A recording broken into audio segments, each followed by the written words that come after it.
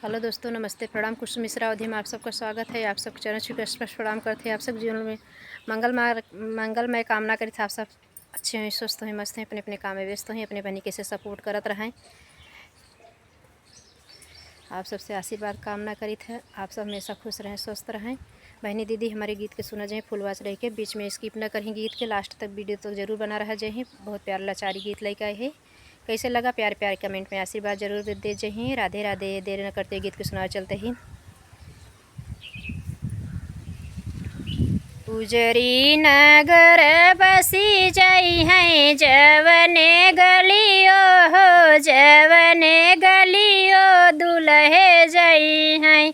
उजरी नगर बसी जाई है जवने गलियो हो, जवने गली ओ दुल्हे जई हैं। जाऊ हो दुल्हे सड़किया पे जई हैं, जाऊ हो दुल्हे सड़किया पे जई हैं। रहिया के दूब छई हैं जवने गलियो हो, जवने गली ओ दुल्हे जई हैं। रहिया के दूब छई हैं जवने गलियो हो, जवने गली ओ दुल्हे जई हैं। उजड़ी नगर बसी जई हैं जवने गलियो हो, जवने गली ओ दुल्हे जई हैं। जाऊ हो दुल्हे बगियवा में जई हैं, जाऊ हो दुल्हे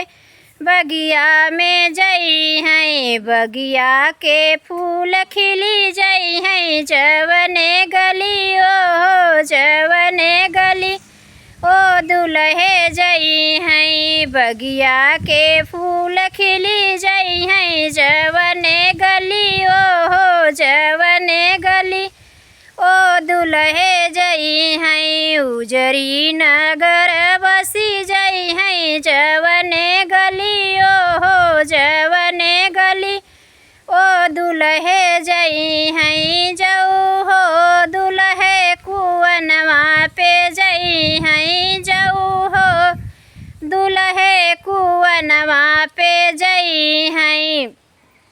पुरई निहाल देई हैं जवने गली ओ, जवने गली ओ दुल्हे जई हैं। पुरई निहाल देई हैं जवने गली ओ, जवने गली ओ दुल्हे जई हैं। उजरी नगर बसी जई हैं जवने गली ओ, जवने गली ओ दुल्हे जई हैं। जाऊ हो दुल्हे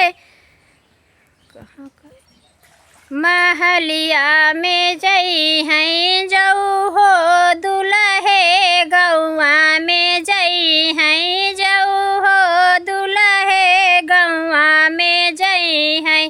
गौवा के लोग हरसई हैं जवने गली ओ, जवने गली ओ दुल्हे जई हैं। गौवा के लोग हरसई हैं जवने गली ओहो, जवने गली ओ दुल्हे जई हैं। उजरी नगर बसी जई हैं जवने गली ओहो, जवने गली ओ दुल्हे जई हैं। उजरी नगर बसी जई हैं जवने गली ओहो, जवने गली ओ दुल्हे जई हैं। राधे राधे। फिर मिलते हैं नेक्स्ट।